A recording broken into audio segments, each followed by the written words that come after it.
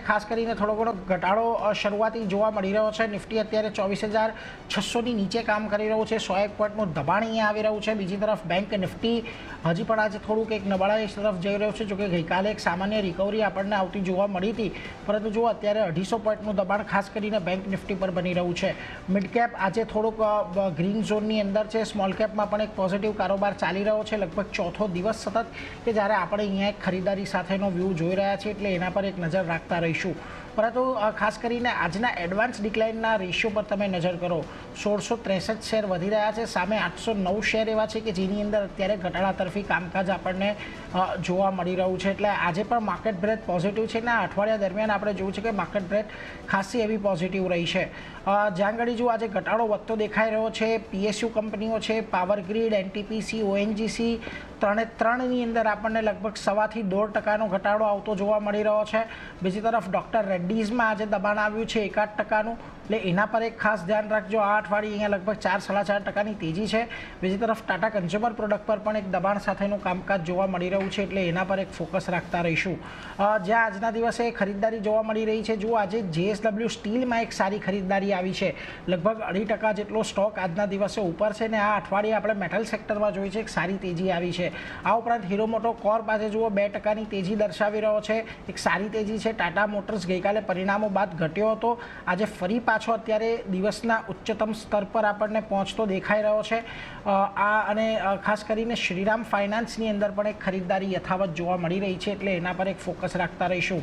આજના દિવસે જો હવે એફએનઓની અંદર શ્રી સિમેન્ટના કાઉન્ટરમાં એક સારી તેજી છે. આઈઆરબી ઇન્ફ્રા શોર્ટ કવરિંગના મૂવ્સ દર્શાવી રહ્યો છે. બીજી તરફ કેપીઆઈટી ટેકમાં એક લોંગ બિલ્ટઅપ સાથેના કામકાજ જોવા મળી રહ્યું છે, અને હુડકો પણ એક સારા એવા આજના દિવસે શોર્ટ કવરિંગના મૂવ્સ દર્શાવી રહ્યો છે. જ્યાં આજના દિવસે ઘટાડો છે ત્યાં જુઓ મુથુટ ફાઇનાન્સ પરિણામો બાદ એક શોર્ટ બિલ્ટઅપ થઈ રહ્યા છે, અહીંયા 5%નું દબાણ. જ્યુબિલન્ટ ફૂડ અહીંયા પણ શોર્ટ બિલ્ટઅપ થઈ રહ્યા છે, અહીંયા પણ પરિણામો આપણને થોડાક નબળા રહેતા જોવા મળ્યા છે. આ ઉપરાંત સીઈએસસી અને આદિત્ય બિરલા કેપિટલ કે જ્યાં ઘડી ગઈકાલે સારી તેજી હતી આ એબી કેપિટલમાં, ત્યાં થોડુંક દબાણ આજે આવતું દેખાયું છે, એટલે એના પર એક ફોકસ રાખીશું.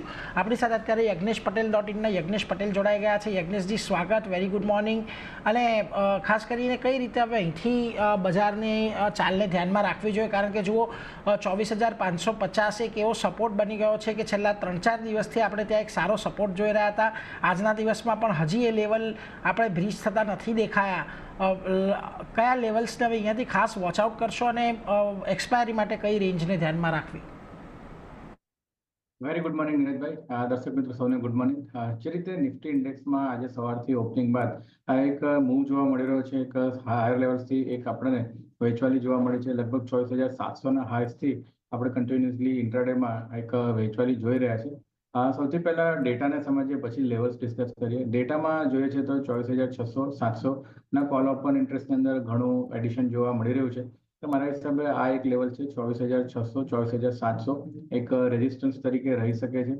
નીચેમાં 24,400, 24,500ના પુટની અંદર પણ ઘણું સ્ટ્રોંગ ઓપન ઇન્ટરેસ્ટ એડિશન છે. આજની એક્સપાયરીની વાત કરીએ તો આ લેવલ્સ સપોર્ટ ક્યાંક ને ક્યાંક પ્રોવાઈડ કરી રહ્યા છે. એટલે જોઈ રહ્યા છે આપણે કે માર્કેટમાં લોઅર લેવલ્સ જોવા મળ્યા છે 24,494ના, અને ત્યાંથી એક બાઉન્સ આપણને ઇન્ટ્રાડેમાં જોવા મળી રહ્યો છે. તો ક્યાંક ને ક્યાંક મિક્સ આપણને કારોબાર જોવા મળી રહ્યો છે. બંને સાઈડથી રાઇટર્સ તરફથી વેચવાલી નીચેથી પણ જોવા મળી રહી છે, પુટ રાઇટિંગ જોવા મળી છે, અને કોલ રાઇટિંગ પણ એટલું ડેફિનેટલી સ્ટ્રોંગ જોવા મળી રહ્યું છે. એફઆઈસની ગઈકાલની જે પોઝિશન છે, ઇન્ડેક્સ ફ્યુચર્સની અંદર આપણે જોયું કે એક બાઇંગ સાઇડના ડેટા જોવા મળી રહ્યા છે, પરંતુ ઘણા માઇનર બાઇંગ છે. લોંગ એડિશન જોવા મળ્યા છે ગઈકાલની સેશનની અંદર. નેટ લોંગ એડિશન ઇન્ડેક્સ ફ્યુચરમાં છે.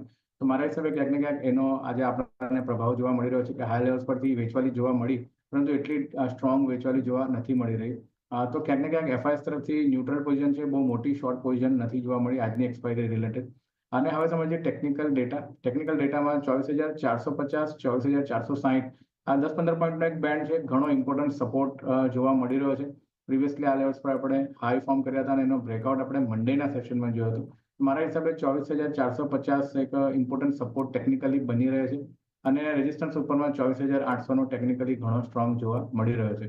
તો જે રીતે ઇન્ડેક્સની અંદર કારોબાર જોવા મળી રહ્યો છે, વ્યૂ પોઝિટિવ રાખવો જોઈએ. અગર તમારો વ્યૂ પોઝિશનલ બેસિસ પર છે 1 થી 2 ટ્રેડિંગ સેશન, તો ડેફિનેટલી કોન્ટ્રા બેટ લઈ શકીએ છીએ 24,450ના સ્પોટના સ્ટોપ લોસથી. લક્ષ્યાંક ઉપરમાં 24,750 થી 24,800 એક એક્સપેક્ટેડ છે નિફ્ટી ઇન્ડેક્સની અંદર આ લેવલ્સ આવતા જોવા મળી શકે છે. અને આજની એક્સપાયરીની વાત કરીએ તો જે રીતે ડેટા આપણે ડિસ્કસ કર્યા, મને એવું લાગી રહ્યું છે કે 24,600 ને એકવાર આપણે ઇન્ટ્રાડેમાં ક્રોસ કરીએ છીએ આજે, તો શોર્ટ કવરિંગની રેલી ડેફિનેટલી જોવા મળે. ટાઈમ એનાલિસિસનું પણ થોડું અહીંયા ડિસ્કસ કરવા માંગીશ કે જે ઇમ્પોર્ટન્ટ જે ટાઈમ જંકશન જોવા મળી રહ્યો છે ઇન્ટ્રાડે બેસિસ પર એ લગભગ 2 વાગ્યા પછી છે. 2 વાગ્યા પછી મારા હિસાબે એક વોલેટાઇલ મૂવ આપણાને ઇન્ડેક્સની અંદર જોવા મળી શકે છે. તો ઓવરઓલ નીચેના લેવલ્સ પર બાઇંગની સલાહ છે અને 24,450નો સ્ટોપ લોસ રાખવો જોઈએ. એક્સપાયરી લગભગ 24,500 થી 24,650ની રેન્જમાં આપણને આવતી જોવા મળી શકે છે. 24,500 થી 24,650ની રેન્જમાં એક્સપાયરી, અને જો થોડોક તમારો 1-2 દિવસનો વ્યૂ હોય તો 24,450ના સ્ટોપ લોસથી એક નિફ્ટીની અંદર ખરીદારી કરીને જવું જોઈએ. અને 24,600 પાર થયા બાદ અહીંયાથી આપણને થોડોક શોર્ટ કવરિંગના મૂવ્સ આવતા પણ આજના દિવસમાં દેખાઈ શકે છે, એટલે એના પર એક ફોકસ ખાસ કરીને રાખતા રહીશું. પરંતુ આગળ વધીને આજના દિવસે આપણે વાત કરીએ ખાસ કરીને એફએનઓની અંદર જે સ્ટોક્સની અંદર આપણને આજે એક્શન જોવા મળી રહ્યું છે. અને જો સૌથી વધારે એક્શન આજના દિવસે મુથુટ ફાઇનાન્સ, પરિણામ થોડાક સારા રહ્યા હતા, પરંતુ તે છતાં પણ અહીંયાથી જુઓ આજના દિવસે અહીંયાથી આપણને ઘટાડા તરફી કારોબાર જોવા મળી રહ્યો છે. ખાસ કરીને શોર્ટ કવરિંગ, શોર્ટ બિલ્ડઅપ થઈ રહ્યા છે, લગભગ 18% જેટલું ઓવાઈ અહીંયા વધતું જોવા મળી રહ્યું છે.